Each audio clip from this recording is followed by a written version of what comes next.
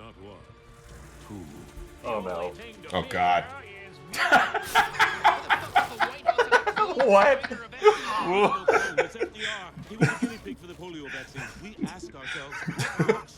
Oh my God. What walks the most? I would say elderly people at the mall. But... More legs.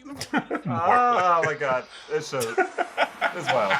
Welcome back to New Rockstars. Rick and Morty Season 5, Episode 6 treated us to some Thanksgiving in July with the funniest return yet of Keith David as the president, who was now, I think for the first time, actually given a name, President Curtis. But is there a deeper history between these two men beyond the times we've seen them battling on the show? As we play the game of ranking who's the most exploited on Thanksgiving, we really must start with the question, what the f***? This is Ricksplained, our Rick and Morty after show, where we compare the virtue of anthropomorphic turkeys with things like anthropomorphic pickles, because this is the kind of show that we're watching and loving. I'm Erik, Voss. My Easter egg breakdown of all the details you missed this episode is coming tomorrow, but here I am with co-host who knows the difference between AT-AT and at Tommy Bechtold. That's right. I know where it's AT-AT all the time, baby. We're the party AT-AT. There were so many little one-liners in this episode. Woo-wee! And I think I found a Thanksgiving special I can finally show my nephews. Teach them how this country was really founded. Yeah, that's and what right. Really this matters. Is super accurate origin story to the United States. So much packed into 20 minutes this week. Let's break it down. Here's what happened. Yeah. Well, not break it down. That's Erik Voss's job. Let's recap what happened. And that's no cap.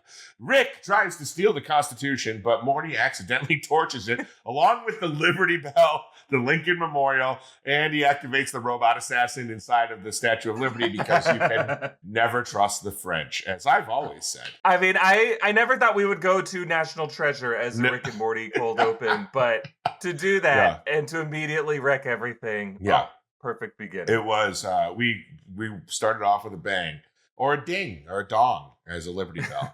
Dong. That's just, you know what, leave it in. Rick tries to trick the president into a pardon by disguising himself as the pardoned turkey.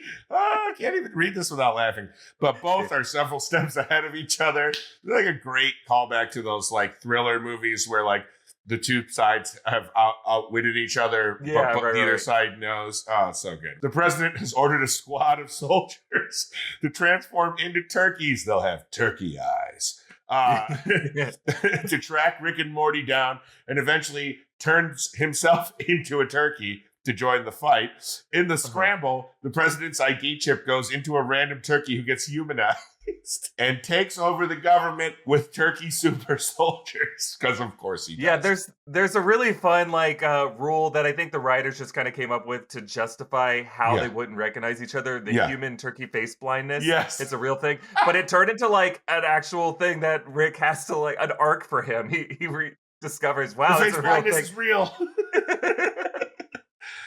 They team up to wage war with the Turkey army and uncover the crypt of the New World, releasing the Turkey's ancient enemies of alien pilgrims and alien natives. The turkeys get massacred, but Morty and Rick have to disable the Washington Monument in space before it turns all turkeys into a master race.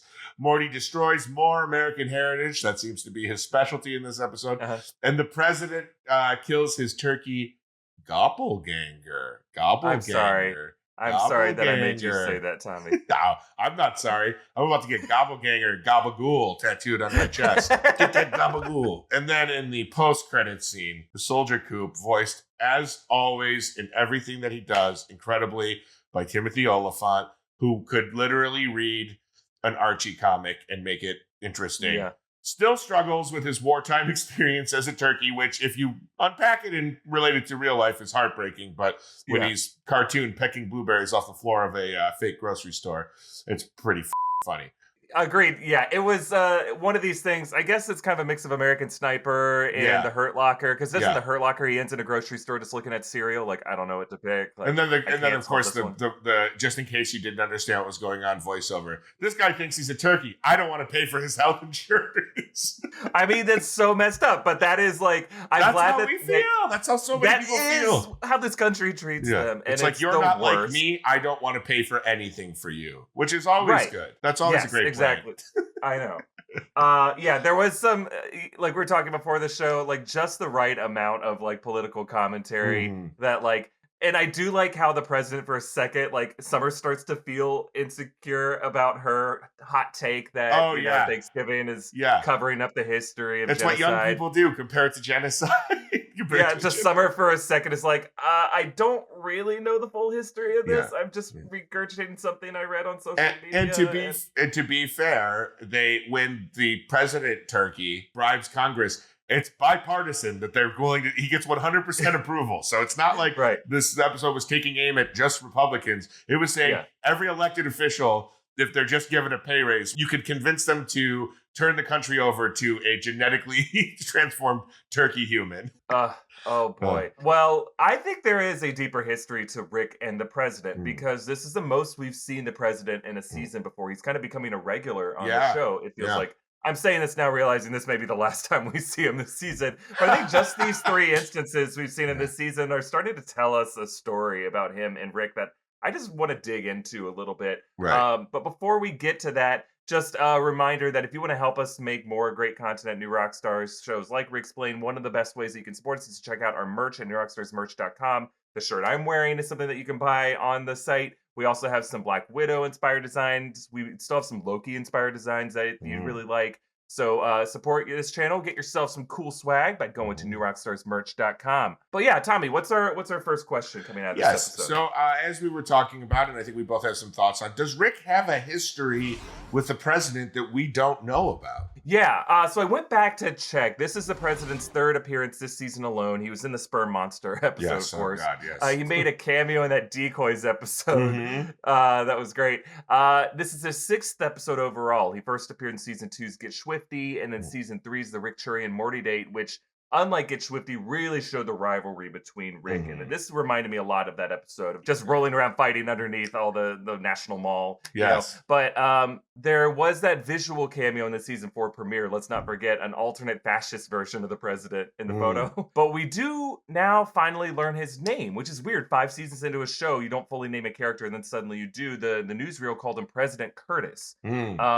And I just think that's interesting because this whole episode gave us a deeper understanding of the president's character and his relationship with Rick, more than we've ever seen. Obviously, they're obsessed with each other. And Rick has fooled him before with the turkey pardon trick. It seems like at least 3 times before, based off of the photos. You're going to do it again? Yes. Yeah, it's like a trick. And I like, in the Sperm Monster episode, Rick does try to trick the president for a second by saying that all these things like, all the mysteries of the world are based on these one monsters, this one myth. And it doesn't work in that case. And I think the president's getting pissed off at like, stop trying to fool me. I'm not as stupid as you think I am. Right. To me, the most interesting detail is the fact that Rick has several spares of the president's clothes in his garage hanging up, implying some past adventures that have ended with them both without their clothes or needing a spare change of clothes. Yes. And that was the case in the season 3 finale when the president shrunk out of his clothes. I think the animators just love showing this guy. It is kind of like he's got a gut, just that gut that every man. Yeah, he's like the jacked. He's like we used to call players on my football team fat jacked when they had like massive ripped arms and like kind of a decent pec area and then just a gut. And that's what we called like basically all the like smaller offensive guards. They were fat jacked. I was just fat, just to be clear. How is this the first time I'm hearing of this term from you, Tommy? It's something I buried deep inside me, like the crypt of the new world. It's my crypt of the new world.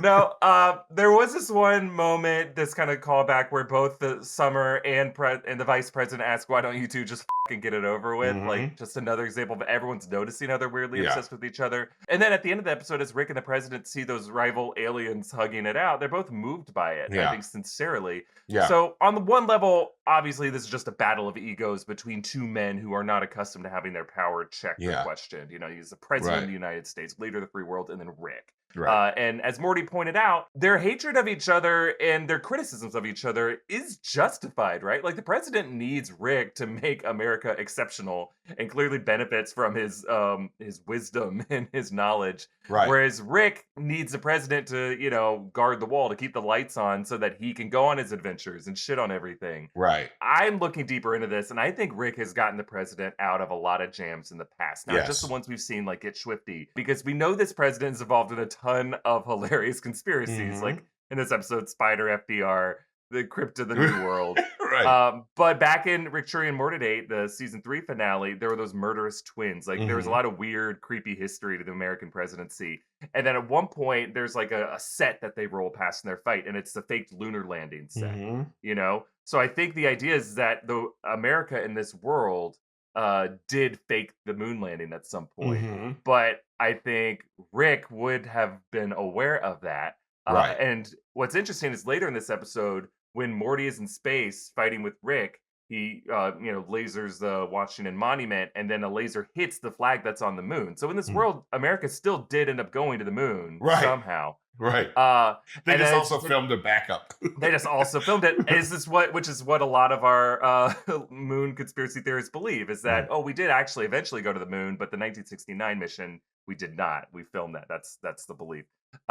It's just interesting that the president tells Morty this office comes with a lot of baggage. And I think part of that baggage is that, in this animated world, America might have faked going to the moon to win the space race. But then later, Rick helped America actually get to the moon with his space travel technology. And that is one thing that Rick holds over the president, and why the president hates him so much. Right. It's because Rick did that for him. That's just my theory. I don't know if it'll ever get revealed on the show, but that's like my headcanon. I think that makes sense. I mean, I think kind of just what you said, to me, it's just an example of two people who is like really the only person that viewers could grasp on, knowing how Rick Sanchez is, that could push back on Rick. And that is the leader of the free world, or so, quote unquote, the leader of the free world, the president of the United States. Because, historically, as we know, even the greatest, most like vaunted, celebrated presidents had secrets and had things that they did that were, kind of not necessarily nefarious, but were not necessarily on the up and up either. No matter how popular the president is, you can go to every single administration, except for maybe, I don't know, Warren G. Harding. I think he just cheated on his wife a lot. I think he was, they said, our lowest IQ president. Shout out to the Harding family if you're watching. I think it's kind of a commentary of like, these are two incredibly flawed, powerful men. And maybe the only person that would even give Rick pause to think about his behavior, because this powerful man could make his life miserable, would be the president of the United States. And it just shows how powerful the show thinks Rick is. I mean, obviously he's interdimensionally, galactically powerful, but when he's forced to play at home, this is the one person that he even might give him even a second of like, should I do this, or how should I do this to get away with it? Yeah, agreed. And I think despite the fact that Rick could probably wipe out the entire US government if he wanted to, in a second, like he still needs them, because in the meantime they can make his family's life miserable. Exactly. They created the shimmer over their home. They called it the shimmer. Yeah, they pointed out how much Jerry sucks. Yeah. And Jerry blamed it on his cooking. Like Jerry hates the shimmer so much. I'd rather be at my parents'. You never said that. I know I didn't say it, but at this point it should be implied or whatever. I'd be more comfortable at my parents' house.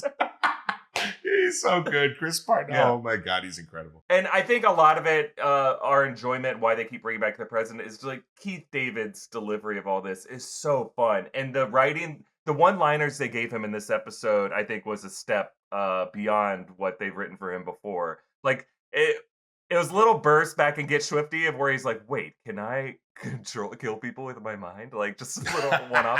Whereas here, it's like everything he says. He called Rick a fart dick at some point. And it was just, it's so stupid, but like, well done, Anyway, we have more questions coming out of this episode that we'll talk about. But first, we want to thank some people who helped us make it. Support for Ricksplained is brought to you by Manscaped, the best in men's below-the-waist grooming. Manscaped offers precision-engineered tools for your family jewels. They just launched their 4th generation trimmer, the Lawnmower 4.0. Join over 2 million men worldwide who trust Manscaped with this exclusive offer for you. 20% off and free worldwide shipping with the code Ricksplained at manscaped.com.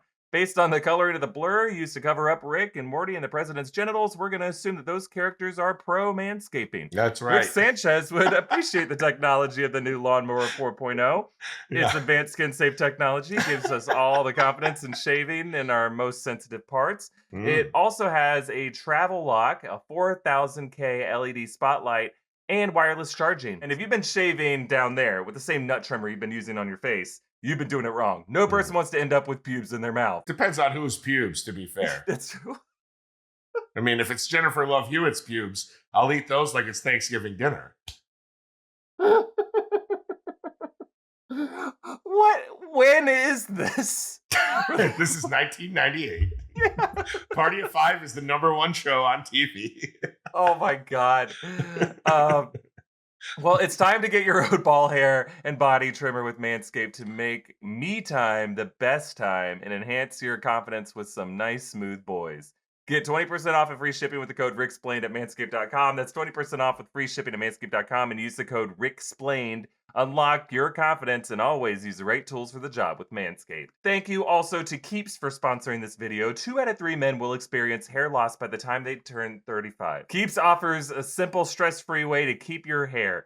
Convenient virtual doctor consultations and medications delivered straight to your door in discreet packaging every 3 months. You don't have to leave your home, which might be necessary if the U.S. Army is surrounding your home because you destroyed the Constitution. The treatments are affordable and start at just $10 per month. Keeps has more 5-star reviews than any of its competitors. Prevention is key, and treatments can take 4 to 6 months to see results, so act fast and hit up Keeps now. If you're ready to take action and prevent hair loss, go to keeps.com/Ricksplained to receive your first month of treatment for free. That's keeps.com/Ricksplained to get your first month free. keeps.com/Ricksplained. And this show is also sponsored by BetterHelp. Is there something interfering with your happiness or preventing you from achieving your goals? Well, we've all been there at some point. BetterHelp will assess your needs and match you with your own licensed professional therapist. Start communicating in under 48 hours. It's not a crisis line or self-help. It is professional counseling done securely online. There's a broad range of expertise available for clients worldwide. Just log into your account anytime and send a message to your counselor. You won't have to sit in an uncomfortable waiting room or look for parking. BetterHelp makes it easy and free to change counselors if you need to. It's more affordable than traditional offline counseling, and financial aid is available. BetterHelp wants you to start living a happier life today. So visit betterhelp.com/Ricksplained. That's better, H-E-L-P, and join the over 1 million people who have taken charge of their mental health with the help of an experienced professional. In fact, so many people have been using BetterHelp that they are recruiting additional counselors in all 50 states. Special offer for Ricksplained audience. Get 10% off your first month at betterhelp.com/Ricksplained. All right, Tommy, back to the episode. What do you think happened in New York? The Turkey president apparently sold it to France. So what do you think happened to the Statue of Liberty assassin? Well, here's what I want to have happened. I want from now on in this universe, or this version of Rick and Morty that they're living in, New York to be controlled by the French, armed with a Statue of Liberty guardian. And every time they go to New York, it's like called like New Paris or something like that. Sure, yeah. And they have to make runs and deal with like the people that occupy New York. Now that may be a little too World War II occupying territories in other countries. And maybe the writers don't want to go there. Realistically, what I think is going to happen is, like many a good episode, it'll just reset back to normal for the next thing. And probably. I mean, one thing I want to see more of, like, you know how season 2 ended with like the Federation taking or like annexing Earth? Yes. And kind of at the end of episode 2, you start to see they have like different currency, or they're given new benefits as a result of being part of the Federation. And then at the start of season 3, Rick, it seems like, destroyed the Federation headquarters or the Federation prison. And we haven't really explored the Federation benefits since then, but you would think that like Earth is still now aware of other, advanced civilizations. Like just a bit of world building, just to call it back the way that you put the crack in front of the house or the graves in the backyard. Yeah. Like, I would love to see little traces of that. Like, just some of the signs whenever they go to New York, just like they're in French now, you know? And maybe the assassin is just the statue now. Maybe they've deactivated it and it's just the robot standing there instead of and now she faces the city and just glowers at them. The eyes are just kind of occasionally they power up. Just kind of like Eye of Sauron a little bit, just scanning the city for. Yes. I hate to do this to you, but I'm going to ask you to do a little bit of math and a little bit of politics here. Okay. Could a person become president? Could the president become president with just 10% of the white vote in the United States? I love this joke in the episode. Later, he's like, I'm going to need 10% of your baby. Yeah. Yes. I am a political junkie. Sometimes it filters into New Rockstars here, but like I listen to a ton of political podcasts and I like follow pollster data and I really get in the weeds of it. And this line like stuck out to me. I'm like, is it possible like to where a president would only need 10% of the white vote? Well, the answer is no. In the U.S., the electorate is predominantly white. The white voters tend to account for 2/3 of the full electorate in a presidential election. Now, you can win the Electoral College without winning the majority of white voters. Like Biden got 44% of white voters. Really, the interesting dividing line is less about race increasingly in elections, even though black voters are hugely Democratic. Right. It's really, if you want to look at like how a white person's going to vote, look at their education level. Like Biden got 54% of white voters with a college degree, but only 37% of white voters without a college degree. Well, I'm proud to be in that 37. I'm just kidding. Yeah, just baby. joking, guys. I'd never be political. No college for me is what I meant. The joke is that I'm an idiot. I mean, look, as someone who myself and has several friends who have had to deal with like insane college tuition, you're not necessarily smarter just because you went to college. Well, there's a reason why we'll get that out of the way. I can only do Rogue Theory once a month, but if I had a college degree, I could do it twice a month, is what they say. Yeah. But I think the bottom line is you need way more than 10% of white voters to win the Electoral College. It's a very funny line, though. It's a funny line. And I think the president's line was really referring to how Democrats need, and we're assuming this president is like based on Obama, but he has like plenty of similarities with Republican presidents, including Trump and Bush. So, like he's just kind of a generic president, really. Right. But I think he's referring to like how every president really only cares about like the 10% of swing voters in America that could be swayed either way, because things are so polarized now. You know, the two parties are kind of locked in their camp, their respective corners, but there is like a 10% in the middle that you might be able to swing. Yeah. You know, so I think that's what he was referring to. Also, the fact that like in the line from the vice president, like this whole idea of having to balance out the ticket with an old white man in the VP slot. Obviously, that's what Biden was used for Obama's ticket in 2008. And I think the reference to what President Curtis was saying to FDR about trying having a presidency, like trying having a historical presidency once Facebook has been invented, I think was something similar to what the line was. Kind of implies that he's supposed to be kind of an Obama facsimile to me, right? Like in the way that, like, you know, so much misinformation has been spread, kind of in that, starting with, I guess, a little bit, to be fair, with George W. Bush. Facebook was kind of in its infancy then, but like really everybody could have a Facebook account by the time Obama became president, and that's when the memes and everything just went freaking crazy. So we're gonna end with I'm gonna put you on the spot, actually, because I had a question about this whole thing of, do turkeys actually sleep in trees? Do they fly in the wild? Well, I can tell you, I actually know this answer.